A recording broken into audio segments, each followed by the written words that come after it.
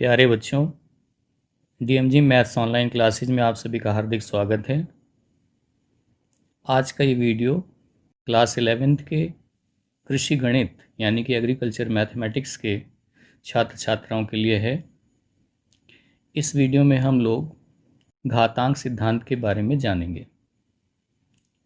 तो आइए सबसे पहले घातांक के बारे में बात करते हैं। प्यारे बच्चों, अगर आपसे कहा जाए कि ए को ए से 2 बार गुणा करें यानी कि ए इंटू ए, तो आप इसे क्या लिखेंगे? इसे आप लिखते हैं ए स्क्वायर। अगर आपसे कहा जाए कि ए का 3 बार आपस में गुणा करें तो इसे आप क्या लिखेंगे? इसे आप लिखेंगे ए क्यूब। लिखते कि नहीं लिखते? इसमें देखिए, जो 2 आप देख रहे हैं और यहाँ पर ये जो 3 आप देख रहे हैं, इसी को कहा जाता है घातांक। क्या कहा जाता है? घातांक।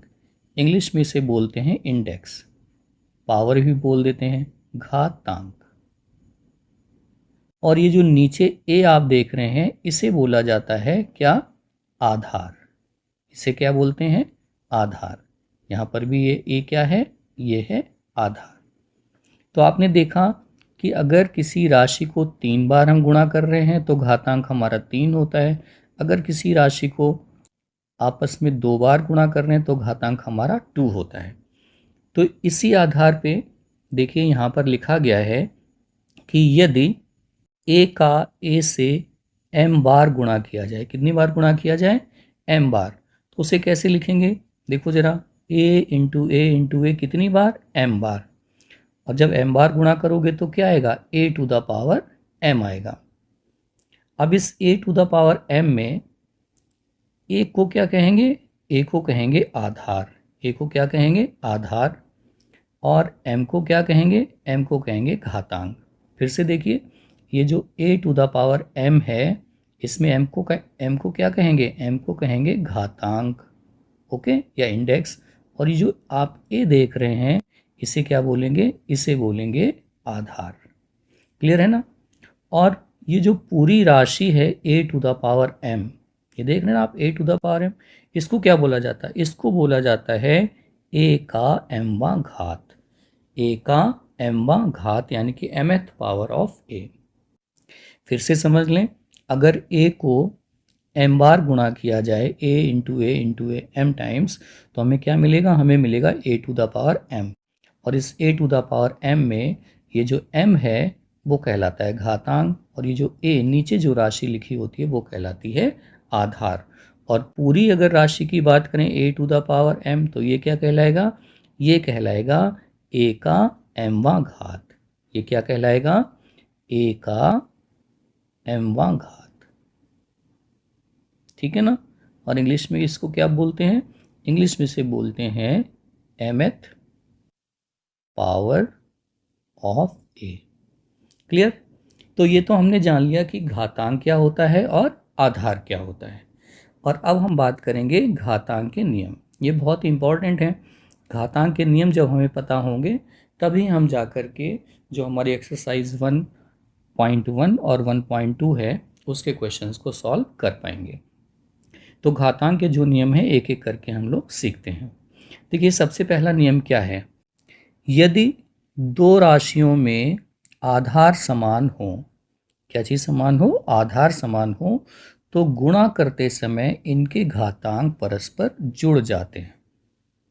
तो देखिए, बड़ी सिंपल सी बात है कि अगर 2 राशियां हैं और उनमें आधार समान है, और आप अगर उनका गुणा कर रहे हैं, तो उनके घातांक परस्पर क्या होते हैं? जुड़ जाते हैं।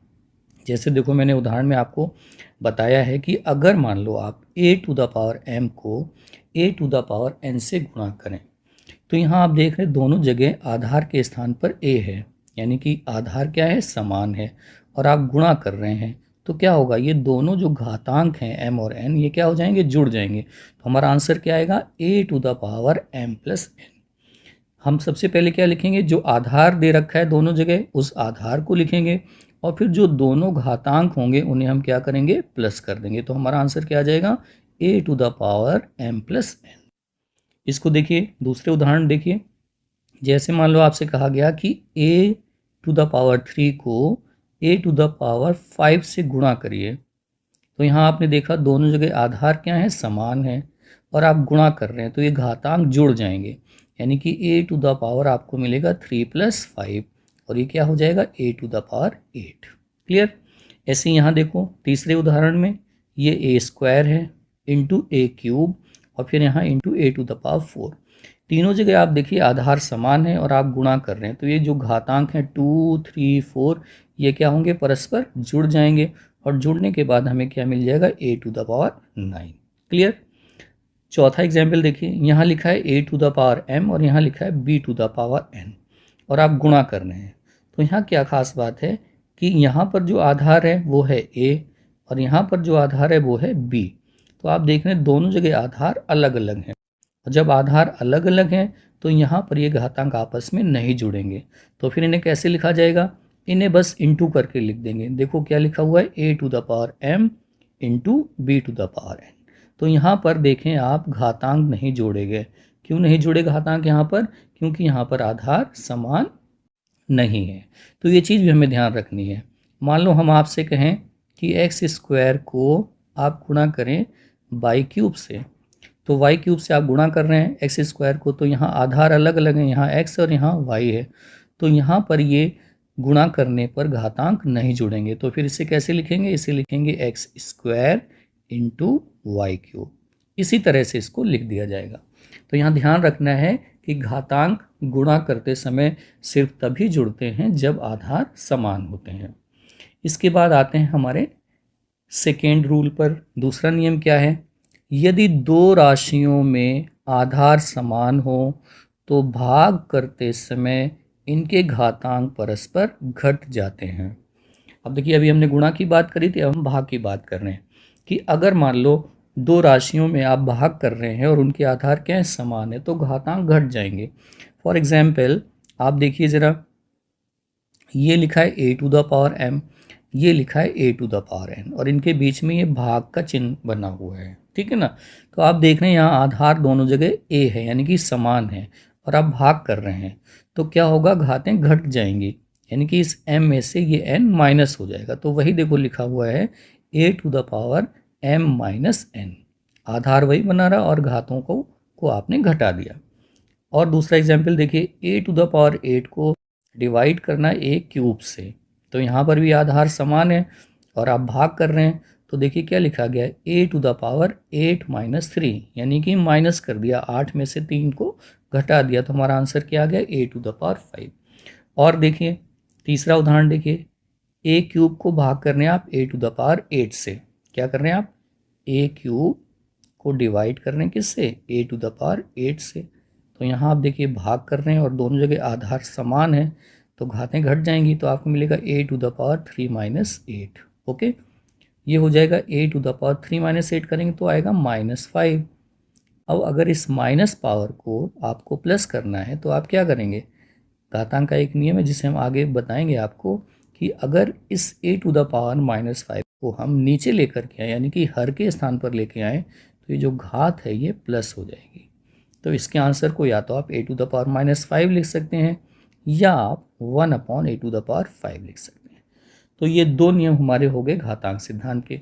इसके बाद हम आते हैं अपने तीसरे नियम की तरफ। देखिए तीसरा नियम क्या है, यदि घात रूप में लिखी किसी राशि पर बाहर भी घातांक लगा हो, ध्यान करें घात रूप में अगर कोई राशि लिखी है और उस पर बाहर भी एक घातांक लगा हो तो अंदर के घातांक और बाहर के घातांक का परस्पर गुणा हो जाता है। बड़ी सिंपल सी बात है।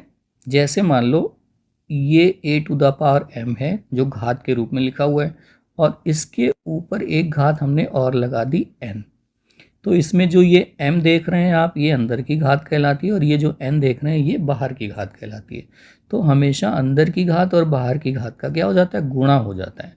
तो ये आ जाता है a to the power m into n और इसे हम सिंपली लिख देते हैं a to the power mn, ठीक है ना। यही हमने पहले एग्जाम्पल में यहाँ पर दिखाया है।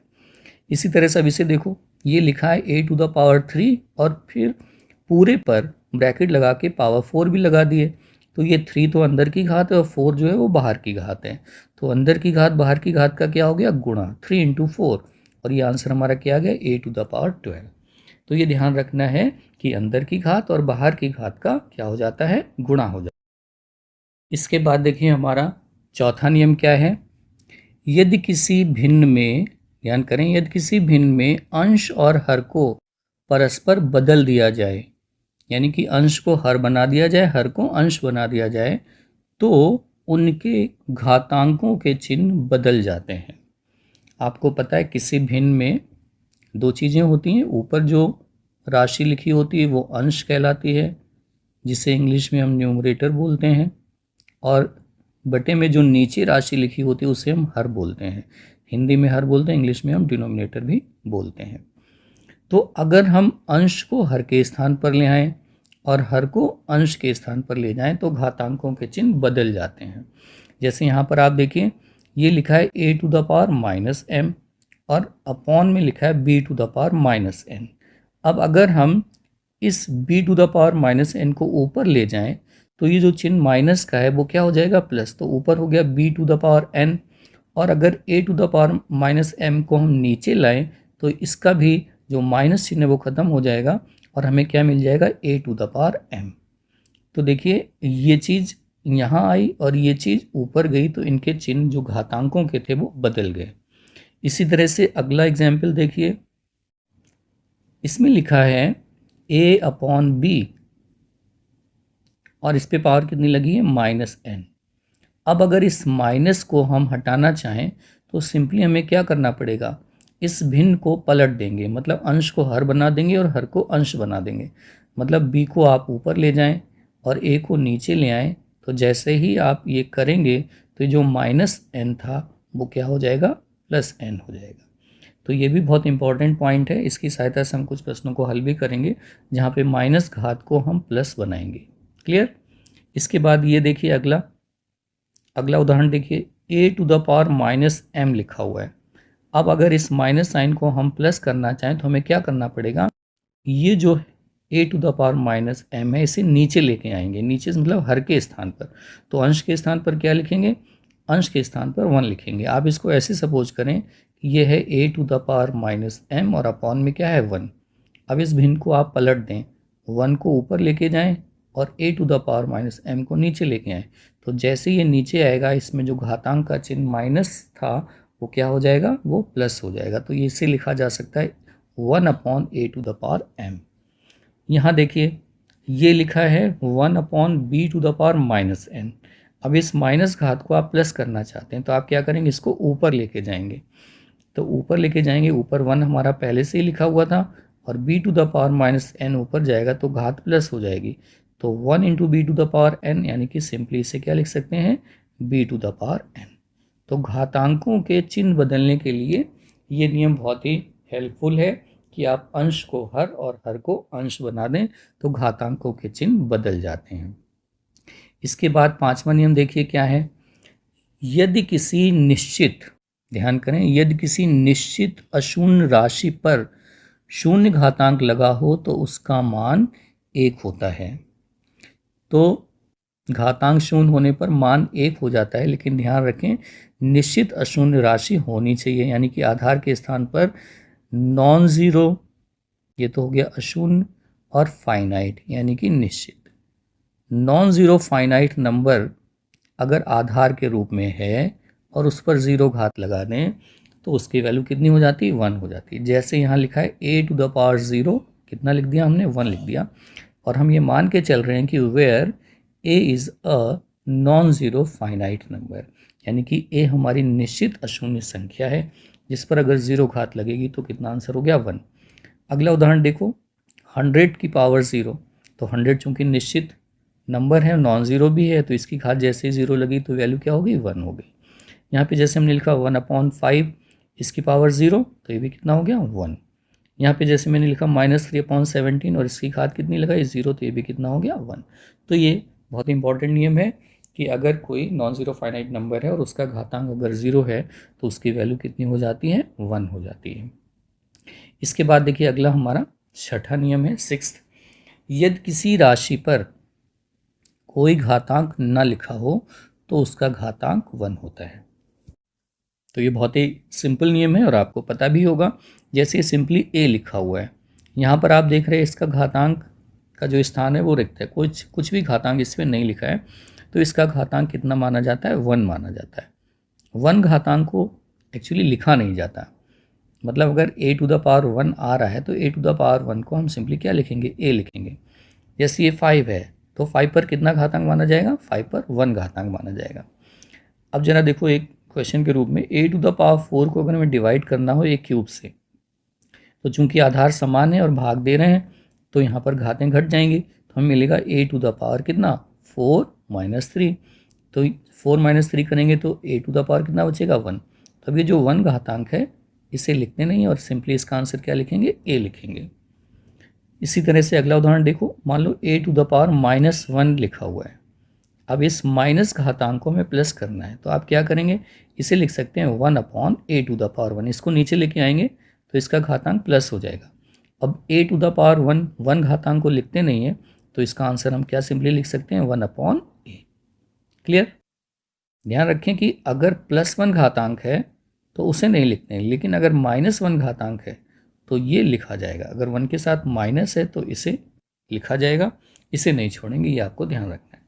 इसके बाद देखिए अगला नियम हमारा है 7वां नियम क्या है कि करणी चिन्ह वाली राशियों को निम्नलिखित प्रकार से लिखा जा सकता है।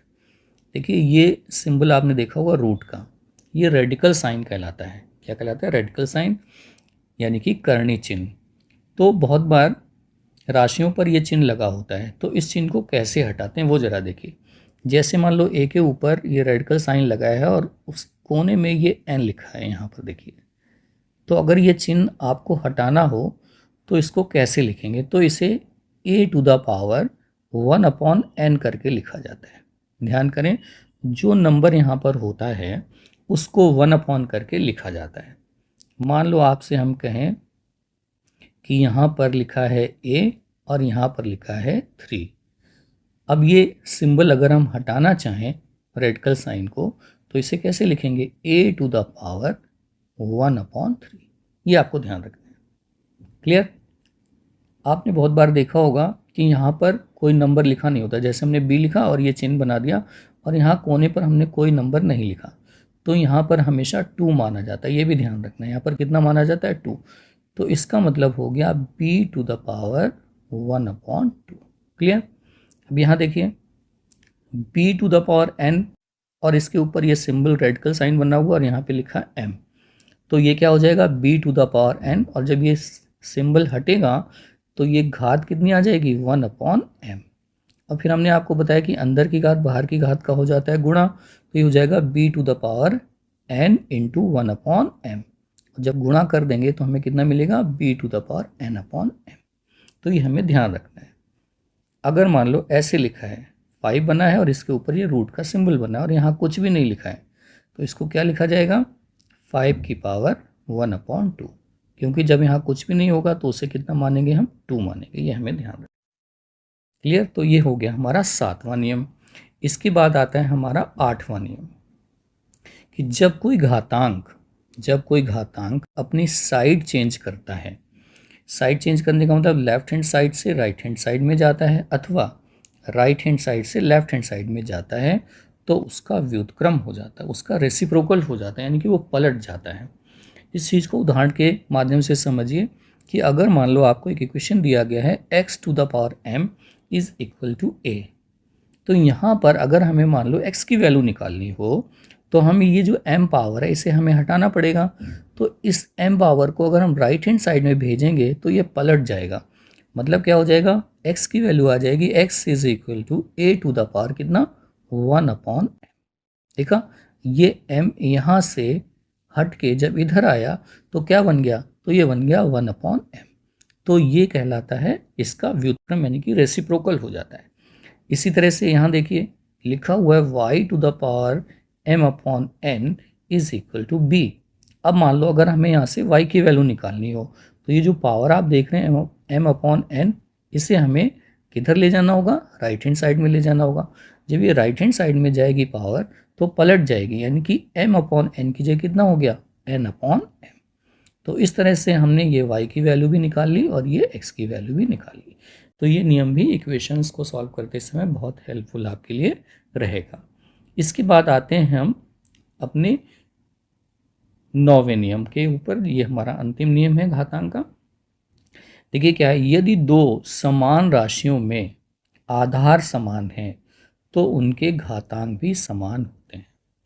क्या है, अगर उनमें आधार समान है और दोनों राशियां भी समान है तो उनके घातांक भी बराबर होंगे। आप कहेंगे कैसे, जरा एग्जाम्पल देखो। यानी अगर मान लो आपको ऐसे लिखा हो कि x to the power m is equal to x to the power n। देखिए बीच में बराबर का चिन्ह देख रहे हैं आप, और दोनों तरफ आधार भी समान देख रहे हैं, x और x। तो ऐसे में ये जो घातांक हैं ये भी आपस में क्या होते हैं, बराबर होते हैं। यानी कि हमें मिला m is equal to n। हाँ, यहाँ पे एक शर्त है कि ये जो आधार है ये ज़ीरो नहीं होना चाहिए। लिखा ना, provided x is not equal to zero, आधार ये नॉन ज़ीरो होना चाहिए। आप कहेंगे अगर ज़ीरो होगा तो क्या दिक्कत हो जाएगी। मान लो आपने ऐसे लिखा 0 टू द पावर 5, ठीक है ना। 0 टू द पावर 5 की वैल्यू कितनी होती है, 0 होती है। और अगर आपसे हम ये कहें कि 0 टू द पावर 6, ये भी कितना होता है, ये भी 0 होता है। तो आपको यहाँ से क्या मिला, आपको यहाँ से मिला कि 0 टू द पावर 5 और 0 टू द पावर 6 ये दोनों आपस में बराबर हैं, क्योंकि दोनों की वैल्यू क्या है, 0 है।